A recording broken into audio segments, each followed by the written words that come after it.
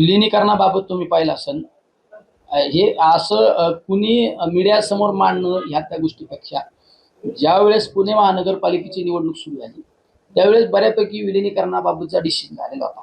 कारण मी असो त्यावेळेस आदरणीय दादा असो, आमचे त्या विभागाचे आमदार माजी आमदार सुनील टिंगरे असो, रोहित पवार असो, सुनील शेळके असो, आम्ही एकत्रित प्रचार केला. आम्ही पुणे महानगरपालिकेचा एकत्रित आम्ही प्रचार केला. त्यानंतरच्या कालखंडामध्ये जिल्हा परिषदेची निवडणूक लागल्या. ज्या जिल्हा परिषदेच्या निवडणुकीमध्ये त्या ठिकाणी प्रत्येक उमेदवाराला चॉईस चिन्ह देण्यात आलं की ठीक आहे, तुला घड्याळ घ्यायचं का तुला तुतारी घ्यायची, चॉईस तुम्ही बघितलं असेल. आमच्या बाजूच्या तालुक्यात सन्माननीय अशोक बापू पवार यांच्या पत्नी सुजाता भाभी, अशोक बापू पवारांनी तुतारी वाजवणाऱ्या चिन्हावर विधानसभेची निवडणूक लढवली. ते दादांबरोबर मोठ्या साहेबांबरोबर होते, पण त्यांच्या पत्नीला घड्याळ देण्यात आलं. त्या घड्याळाचे चिन्ह 7,000 मतांनी निवडून आले. सांगली सातारा त्या भागामध्ये मी असो किंवा आमचे प्रांताध्यक्ष असो शशिकांत शिंदे साहेब, आम्ही एकत्र प्रचार केला. पण ते कुठल्या उमेदवारांचा केला? घड्याळाचे चिन्ह असणाऱ्या उमेदवारांचा प्रचार केला. याचा अर्थ हे सगळं ठरलेलं होतं. हे सगळं ठरलेलं होतं की या सगळा दोन्ही राष्ट्रवादीचं विलिनीकरण हे ते समाजासमोर सगळ्या गोष्टी ठरल्या. आम्ही कारण जिल्हा परिषदेच्या निवडणुकीच्या मध्यंतराच्या कालखंडामध्ये दादा गेले, पण या सगळ्या उमेदवारांच्या कमिटमेंट सगळ्या होत्या, त्यामुळे आम्ही एकत्रित प्रचार केला. पुढे सगळं ठरलेलं होतं. पण नंतर दादा गेल्यानंतर या गोष्टीला काही एक वाक्यता नाही राहिली.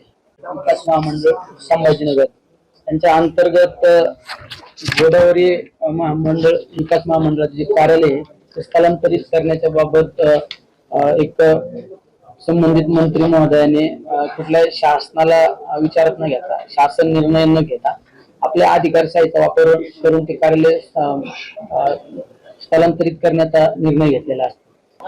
वास्तविक पाहता तुम्ही ह्या विखे पाटलांनी त्यांच्या अधिकाराचा गैरवापर केला.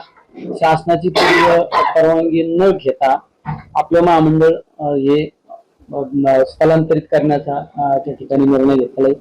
याला कुठलाही शासकीय आपल्या कुठल्या याला निकष न लावता, काही न लावता, म्हणजे गरज नसताना आणि हे सगळं होत असताना जे पहिलं जे कार्यालय त्या कार्यालयाची मोठी जागा आहे, ती जागा ओस पडणार आहे. ओस पडल्यानंतर काय होणार आहे? त्या जागेचं तिथं अतिक्रमण होणार. पण अतिक्रमण झाली, ती जागा ओस पडली तर अतिक्रमण काढता येणार आहे.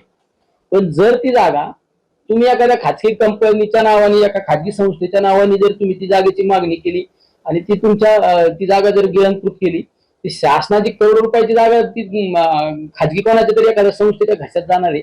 म्हणजे मला तर असं वाटतं हे कार्यालय स्थलांतरित करण्यामागं संबंधित मंत्री महोदयांचा तर हाच डाव आहे का ही जागा इथलं कार्यालय तर आपल्या गावाकडे घेऊन जायचं.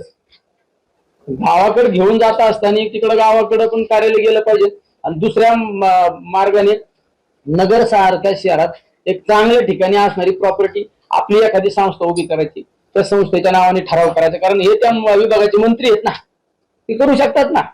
असा सुद्धा याच्या मागे प्रकार असू शकतो की ही कार्यालय ट्रान्सफर करायचं, स्थलांतरित करायचे आणि ही हजारो कोटी रुपयाची जागा ही आपल्या कुठल्या तरी एखाद्या संस्थेच्या नावावर घ्यायची. त्यामुळे आमचा या गोष्टीला विरोध आहे. मी मुख्यमंत्री साहेबांना पत्र दिलं, दोन्ही पण DCM ला पत्र दिलं, शिंदे साहेबांना दिलं, सुनीता ताईंना पण पत्र दिलं. जर पत्र देऊन यावर काही निर्णय होत नसेल, कर्मचाऱ्यांनी पण आंदोलन केलं, पण आम्ही तीव्र स्वरूपाचं आंदोलन करून ही कुठल्याच परिस्थितीत माझ्या नगर शहरातलं ऑफिस मी त्या ठिकाणी जाऊन देणार नाही.